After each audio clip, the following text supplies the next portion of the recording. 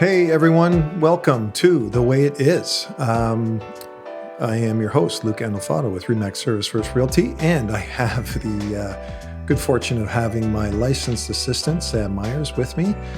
For those of you that have been with me for the last, in real estate for my 33 years, and in the last year you've gotten to know Sam. Actually, Sam started with me first on the property management side and then got his real estate license and he's part of the team. So welcome, Sam.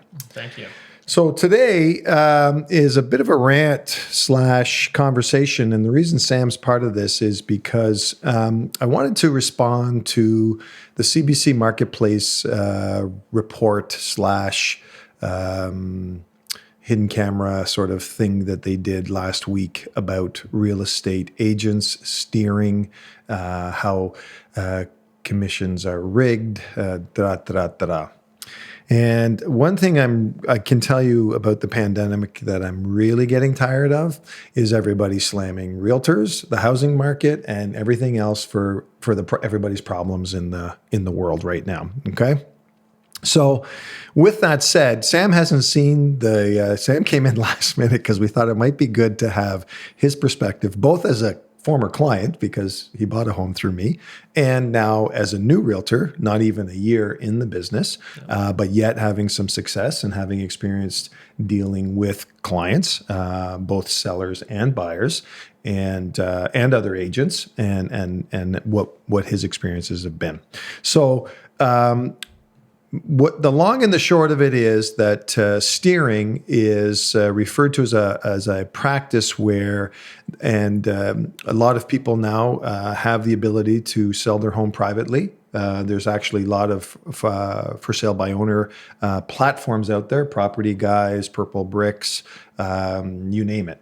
But there's also now the Canadian Real Estate Association, I don't know the exact time frame, but several years ago, lost, and I was really pissed off at them because I think they caved and they didn't show any stones, but they caved to the pressures of the general public and antitrust complaints that the MLS system was a closed shop and that people couldn't list their properties on MLS outside of having it listed with a realtor. The reason I'm pissed off about that is because and I'm going to go backwards so that we can move forwards and this is sort of where this happened, because now there's brokerages out there that will literally take a $150 fee so that you, consumer, can take all your photos, get your house ready, and post it on Realtor.ca, our MLS site, okay? And then agents can contact you directly. So you're availing yourselves of our system that we pay annual dues for, to both the Canadian Real Estate Association, the Ontario Real Estate Association, our local board, our licensing fees, our professional development fees, our upgrading courses, and you can just pay $150 and take advantage of all of the agents in your region. Absolutely. Right. So that would be analogous to me saying, hey, Amazon, I got a bunch of shit to sell in my garage. You don't mind if I just post it on your site and I can have somebody come and pick it up and you can deliver it for me for $150, would you? Because I'm pretty sure they'd tell me to go pound salt. So that's where we start. So if you watch the marketplace thing, they start with the hidden camera and a seller that posted her home. And then they started asking three realtors to show the home. And yeah, so one realtor, of course, committed the cardinal sin and was an idiot and said, no, can't get a hold of the owner, and they never tried to show the house because they were only offering 1% commission. Another agent said, oh, the price is overpriced, and tried to convince the buyers not to go see that house and tried to steer them to another house, and hence the term steering, which is not allowed by our real estate code of ethics or rules of engagement, all of that sort of thing. And then the third realtor actually was relatively smart. And actually, Sam, we've had this happen with a client this year where same thing. The house was listed with a Property Guys agent. They were offering less than what the commission normally gets offered. And in Kingston, and this is where the other part that pisses me off is that they fucking do this, so excuse my language, in the bubble of Toronto, okay? Where let's understand that there's 45,000, at least at last count, 45,000 licensed realtors, okay? So The rule for people making money in this industry is 90-10. So 90% aren't making any money, 10% are making most of the money. So let's understand that 4,500 agents out of 45,000 in the greater Toronto area are the only ones making a living at this.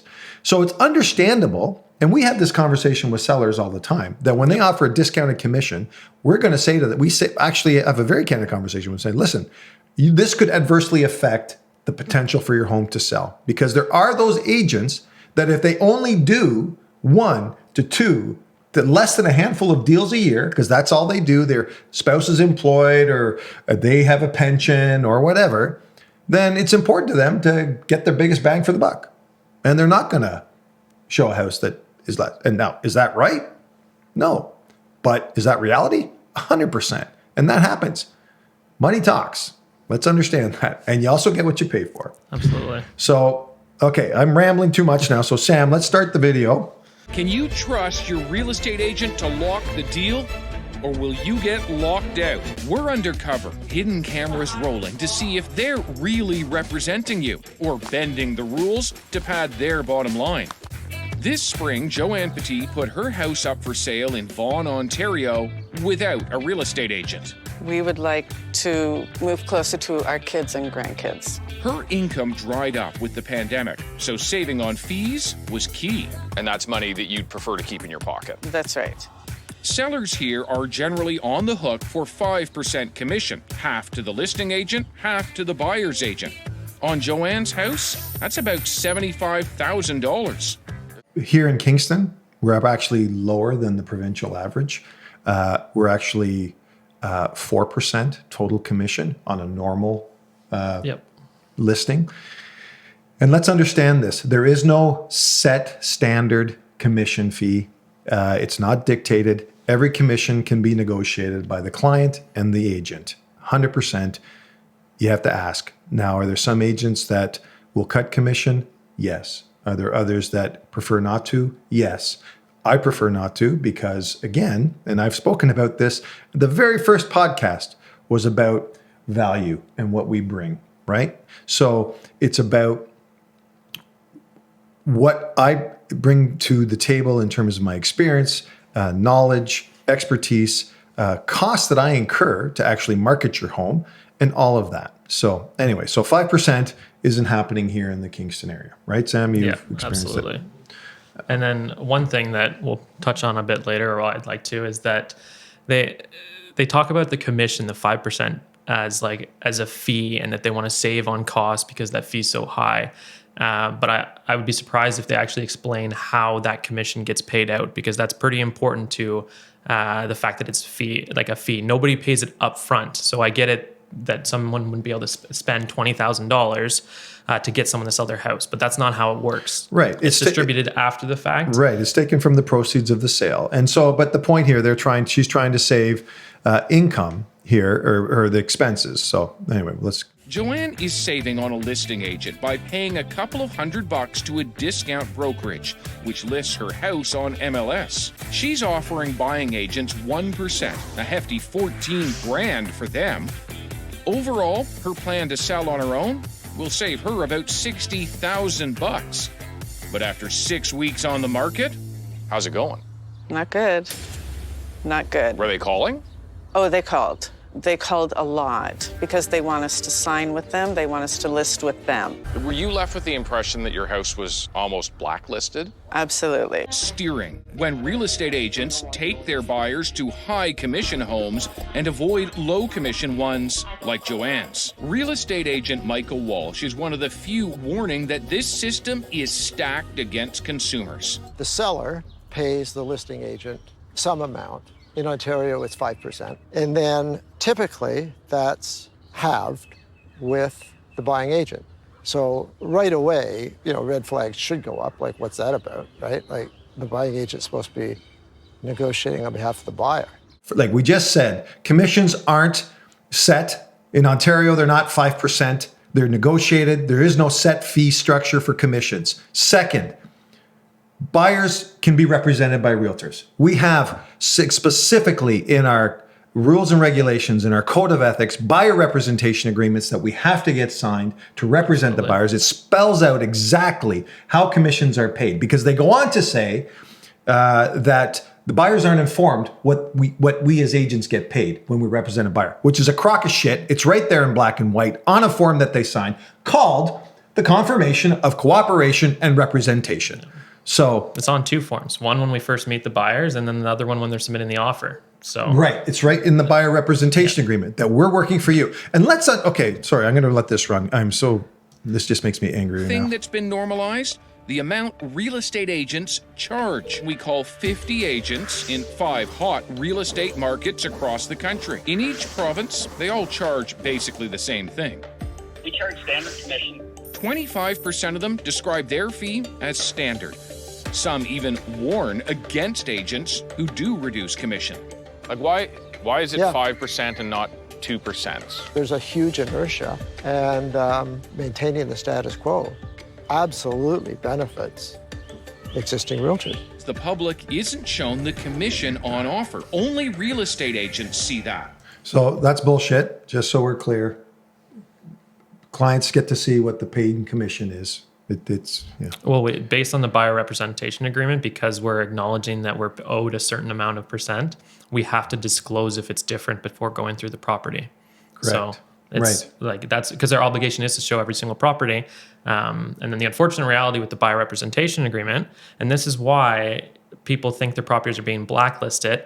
And it may not even be the realtor avoiding the conversation. It might be because the conversation we now have to have with our buyers is, you signed an agreement with us for 2%. So this is to protect us, and it was also protect them. It's for our services to be warranting those 2%. But now they're obligated to pay us our 2% for doing the work that we promised that we'd be doing. So when we go to a property that's a 1% commission, well, now our buyers have to make up the difference. And this difference doesn't come out of the mortgage. It doesn't come out of the funds that are being dealt with on closing. It's additional on top of the purchase price, which unfortunately in today's market, some people can't afford to put that cash out, but they could easily get that financed. So now it's making an awkward conversation when you're talking to the buyers, and it's maybe not the realtor steering them away. Oftentimes buyers are going to be like, okay, well, I can't afford to do that. And I mean, we always put in our buyer representation that we'll negotiate the fee, because we're not here to stand in the way of someone buying their dream home. We're never going to do that. We just want to get paid for the services that we're providing. So obviously if we've sold someone millions of properties, then the fee is more considered. And I started on that topic and I got distracted, but we just literally went through that this year, where it was that property owner's thing. They were only offering a certain commission. And I had that very candid, very awkward conversation with the client and said, listen, I normally receive X number of dollars for what I do for you. And this is my services. This is what I perform for you. There's a shortfall here. How do you want to deal with that? Now, they understood it because they were both entrepreneurs, self-employed people, because that's the problem with the world, is not people all should be self-employed, just to understand how the world actually operates, and that checks just don't come out of a fucking wall every 2 weeks. So absolutely. You know what? And he was happy to top up the other thing. But there have been others that can't, either through just financially can't afford it. And like Sam said, are there bad operators in the GTA or other centers? 100%. That's gone on since time immemorial. There's bad lawyers, bad doctors, bad dentists, bad everybody's, right? And then there's the good ones. We all know that, right? So the other thing is, though, I've done this for 33 years. Sam's learned from me that this isn't about paychecks. You've heard me say that. I've never treated anybody like a paycheck. I've always sold properties when I've been disadvantaged. Prior to the pandemic, and still now, when I list a property, I offer actually my client a discount, an incentive. And that is because sometimes a realtor can be on both ends of the deal, where we'll have the property listed, we'll generate the buyer, and we'll do both ends of the transaction. So then at that point in time, if there's a total of 4, I've always said to the client, listen, I don't need to pay out that 2% anymore to another agent from another brokerage or even from inside this brokerage. So I'm going to give you the discount and the savings because I get to keep all of that, and I drop it from 4% to 3%. So there's already an inherent 1% savings. So they don't mention any of that, though. For our hidden camera test, we meet up with 3 agents in total. All 3 are given specific search criteria that matches up to Joanne's house. There's essentially a basement apartment. We ask agent number 1 why he thinks Joanne's house has been on the market so long. I think that home is overpriced. I think like that home, like, honestly, I think like 1,425 would maybe be my value for that home. It was listed at 1,475. At first, he suggests it's Yeah, that's a stupid comment. $50,000 isn't overpriced in today's market, but The for sale by owners offering 1%. Well, agents may not take their buyers to that home. It's just the real. bottom line. He says many agents wouldn't do this, but he will, even if it means lower pay for him. Next up, agent number 2. And already there's a problem. all right. Well, we can skip over this part just because we already talked on this. So she lied and said she tried to get a hold of the owner and couldn't get a hold of the owner. Anyway, and then there was a third one that was telling them about another property when they were going through the house itself. So here's the one thing, a She comment said, that I'll keep my clients to myself. Because you weren't offering enough money. Correct. $14,000. That's right. It's not nothing to scoff at. So what pisses me off about that, and David Common especially, and I like David Common on the CBC, and now I'm so annoyed, and I hope he fucking calls me too, because I'd love to go on and do a show with him, is when did everybody start determining somebody else's salary is appropriate or not? Do I go to David Common and say, hey, the CBC, you work for the CBC. What are you getting, David? Are you making $150,000 a year? I don't think you're worth $150,000. In fact, I don't think you should get paid $50,000 a year. I think that's a fair salary. Who the fuck are they to determine what is fair or appropriate? Yeah. You know? And here's the comment I'm going to make. Nobody remembers the Saturday mornings and the Sunday mornings when I had to start showing houses at 9 in the morning and I got home at 10 at night and I never saw my kids on a weekend. I never saw my kids during the week. You're a new parent right now. Absolutely. You're experiencing it yourself where you're calling out, you're having to work through it, right? Absolutely. Yeah. No, it's incredible. Like, it's really long hours and people don't understand that. They think it's a one and done thing. And the other aspect that is super annoying is that they keep saying, oh, it's 14 grand. Oh, it's 14 grand. That should be enough and stuff like that. That's not how we get paid out. That's not at all, like, we don't just make $14,000 into our pocket, right? That's like, I can't believe that's something that's said. I mean, there's fees that go to the brokerage. There's fees that goes to our team because our team is helping you. There's also fees in taxes and again, all the Expenses. services, like everything. It's ridiculous that they think that the $14,000 is a lot of money. But that's not what we're getting put in our pocket to this transaction. And it's not like we're showing this person one house and missing out on $14,000. Right. And that's one transaction. Exactly. What if you only do the one transaction? Yeah. What if you only did 10 transactions? You know, I mean, anyway. We push for agent number 3 to take us to the home, despite her warnings. Look, it's gorgeous inside, and it's really nice. But wait, she's not talking about Joanne's house. It's another listing on her phone and in a totally different neighborhood. So just quickly, because we're obviously we're obviously disagreeing a lot with what a lot of these people are saying. But the 2 realtors there that are steering and not wanting to show the house, that's inexcusable. That's behavior that shouldn't ever happen in real estate. And something we'll touch on is how easy it is to get your realtor's license, which is the problem. It's not your commission structure. It's not like that. It's about the realtors that are at play. And it's about people picking their realtors, right? Like, oftentimes people are like, oh, well, my great aunt's niece's cousin's best friend is a realtor. Well, you know what? Because of that family tie, I'm going to use them. Well, you wouldn't pick your lawyer that way. You're not even allowed to pick your doctor that way. And yet you're letting someone who is going to help you with the biggest decision of your life just because of some random family tie. Yeah. You need to be vetting these people so that they're not doing that. They're doing what the first person said. Because I know when I show people's places, I will show every single thing listed, even with the discount commission. I'm going to have an awkward conversation with my clients. They may not want to see your home because of the conversation. If it's a perfect fit for them, I'm still going to try to bring them to it. That's the reality. I will talk later on, but there also is a lot of negatives for selling your home on the discounted side as well. So. Right. Yeah. And I'm glad you brought that up because that was one of my talking points was there shouldn't be 45,000 licensed realtors in the GTA. There shouldn't be 500 and whatever some here there are in Kingston right now.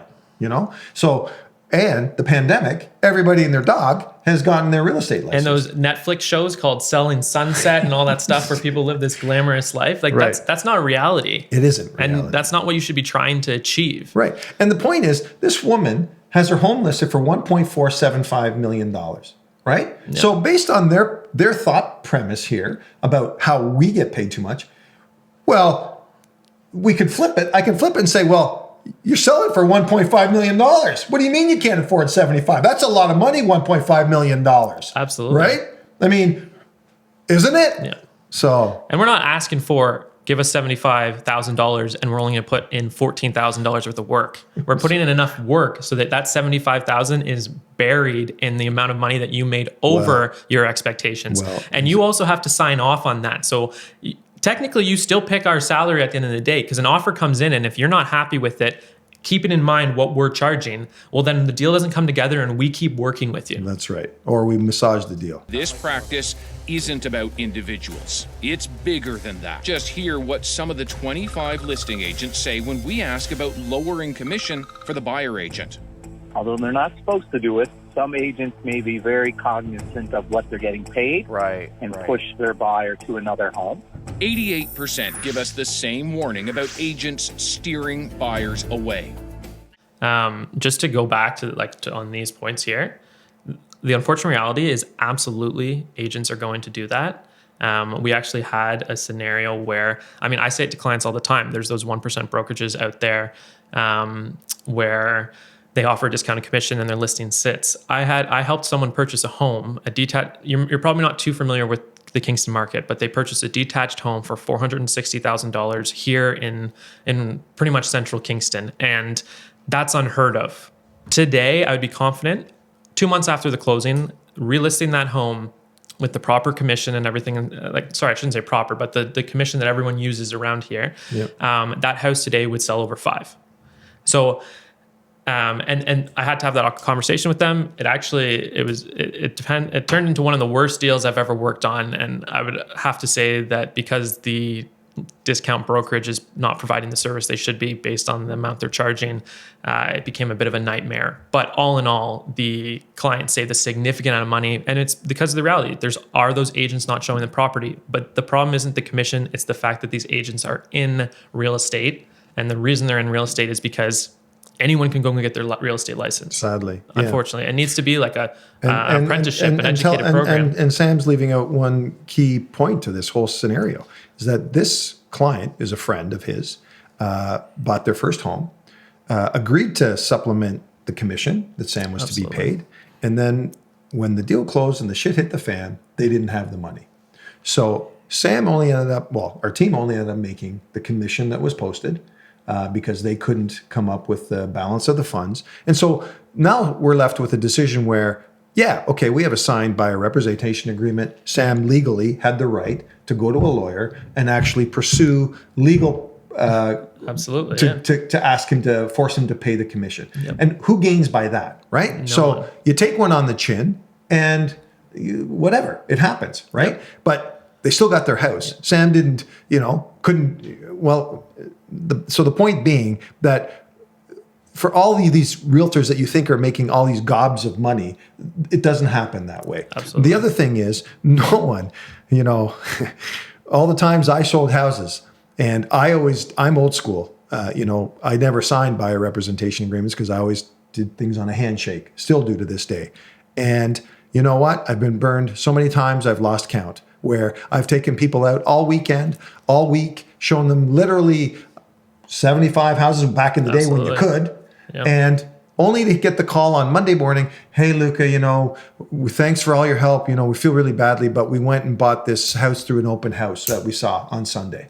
And so then you're left with your dick in your hand, nothing to show except the gas bill, time wasted, and that you could have been doing anything else. Opportunity cost, it's all gone. Right? So no one tells those stories, though. And just to go back to the clients that were unable to pay it, which I understand, like obviously there's hardship in life and stuff like that. The reason they weren't able to pay it is because they would have been fine paying more money for this house. That was a conversation that was had. So they knew that there was good savings because the value at this home was incredible. And they would have paid a significant amount more, and if the commission was included on that end, like it normally is, then the conversation never would have happened. I would have been paid for the amount of work that I put in there, and they would have been happy to do it. But the reality is because they have to offer the other end out of their pocket. That's where they couldn't. That's where they fell short, because they could qualify for a mortgage that encapsulates that. And they know that they would make it back on appreciation. But what they didn't have is the ability to pull that out of their pocket, which, I mean, I understand that happens to a lot of people out there, and we just have to move on. But all right. Yeah. Okay, we'll go through this. They're going to talk about now our bodies, governing bodies. Canadian Real Estate Association didn't want to talk to them. They kicked it down to the Ontario Real Estate Association. That kicked them off to the Real Estate Council of Ontario, and nobody in the end wanted to deal with them. So we'll probably fast forward to that because we're getting a little long here now, and this is you're just hearing us yell now. But I want to get to the point And in the video. patience paid off. After 3 months on the market, their house finally sold near asking price to a private buyer. No agents involved. There you go. So this woman did herself a disservice. So, and David Common alluded to it in the very beginning, in the absolutely most robust real estate market in the history of real estate in Ontario, period, bar none. Absolutely. When basically everything is selling. This woman sat on the market for 3 months and got under her asking price. Had she listed with a professional realtor who knew what they were doing, actually, right? Because we do it all the time. She actually would have made probably that $75,000 more, doubled it in Vaughan, and walked away gladly paying the fee and put more in her pocket in a week, not 3 months. So that's what you're paying for. You're paying for someone who knows the market, has their finger on the pulse, knows how to market your home, and can guide you through those things. There's the rub. That woman should have listed her house. I don't even know Vaughan market, but I'm going to tell you just right now from what we experience here, that woman should have listed her house at $1,199,000, held offers for a week, and she probably would have sold for 1.75, 100%. Absolutely. And made her money and then some. Yeah. So, and a realtor would have instructed that. That's right. Instead, she picked the price herself and sold for less than asking. Right, because she thought she was being smart and wanted to save money. And in the end, you sat on the market for 3 months, and obviously she could afford to do that, presumably, right? Because even though her income dried up, she's obviously whatever she does. And anyway. The other aspect that they're not touching on at all is that, wow, she sold her house, but she's not very protected. In private deals, there's a lot of things that could go wrong. Like there's legal aspects to the documents, which we fill out, which we're well versed in. There's processes through closing, walkthroughs, everything like that, both on the buyers and sellers side that need to be navigated. And a quality agent is going to do that properly and make sure that you're incredibly protected. Because as I said before, these are the biggest decisions of your life. And there's a lot that can go wrong. So you need someone, and that's why these agents are paid what they're paid, so that they have the expertise and the knowledge to make sure nothing goes wrong. It's a smooth transition and no one's lying on either end, because that's also the RICO code that they're saying is not followed. But and then that's one of the great points to end on, Sam, because at the end of the day, the takeaway here isn't just Luca yelling and screaming and getting mad at this. The point being that I'm tired, and I've said this from before, of everybody else judging or devaluing everybody else's value, right? Mm-hmm. Shame on you, David Common. I don't go into your world and say you're worth X or not worth X, or this woman's world or whatever she did or anybody else. Yep. And that's my point about everybody should be self-employed, because, everybody who's a realtor still has life expenses. They live in a home. They have to pay rent. They have children. Their children are going to school. They all want the same things that every other person has with kids in hockey or this or that. Yep. And I lay this right down at Oria's feet, at Kria's feet. Make this, and they started to now, this has to become literally a university degree or a college diploma. Absolutely. This has to be a program where you spend at minimum 2 years, 3 years in a college, practicing, apprenticing, doing a placement like my son is with his engineering degree, where during the program, you get to go out and work with a realtor, get mentored by a realtor. Then you're going to have realtors that have integrity, that know what they're doing. As soon as they get licensed, they're not the deer in the headlights, and they have no idea even how to write an offer, because that's the reality of it. So let's just touch on that real quick. So So I have a commerce degree in finance and marketing. I also shadowed Luca on the property management side for 8 months, then shadowed him on the real estate side for another 8 months. And then the day I got licensed, which took me about 6 months and cost me about $5,000 for the real estate side, which is in the grand scheme of things is not enough time and nothing. I came out and I was still incredibly nervous. There was still a lot of things I didn't know, and I had to ask Luca a lot of questions. And that's the background I'm coming from. A lot of these people are watching these TV shows on Netflix. They're watching, they're hearing their friends doing success, like our family members doing well. So they get into the business, they pay that $5,000, they finish their degree in 6 months to a year, your certificate to be a realtor. And then you go and sell a house, and they don't know anything. I didn't know anything I learned everything from Luca, and I learned, and that's how I became the realtor I am however many months later. And all these other agents out there, and I deal with them all the time, Luca does too, they have no idea what they're doing, and it makes a dangerous environment. It's very frustrating. A very dangerous environment. So that's not the problem. These commissions are deserving to those who put the work in. They're not deserving to the large masses of realtors that get licensed. And the two reasons are the education system doesn't have enough quality to facilitate these realtors in the field. But the other aspect is you at home have to ask yourself, is my agent the best agent out there for me? Because remember, this is a pretty big decision. Don't just use your granddaughters, nieces, nephews, cousins, friend. So fair enough. All right, we'll leave it there. Thank you for your time. Thank you for indulging and listening. And we'll catch you on the next one.